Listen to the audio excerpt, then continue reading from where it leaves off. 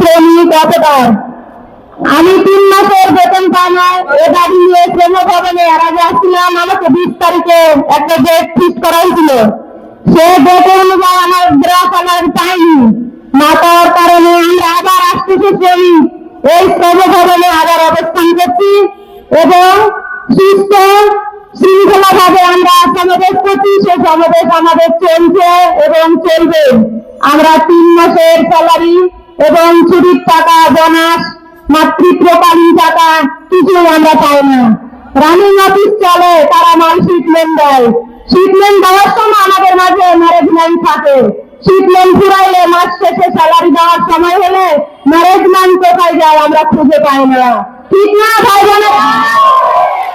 শীতলেন দেওয়ার সময় সৌদি আরব থেকে আমাদের এমডি সাহেব ফোনে ঠিক মতো তার শীতলেনটা বোঝায় নেই। সাধারণ শ্রমিক আমরা তাদের ঠিকানো হয়ে পারেনি, বিভ্রান্তিত হয়ে মানসিক লেনদেন মেশিনের টাকা ঘুরায়। আমাদের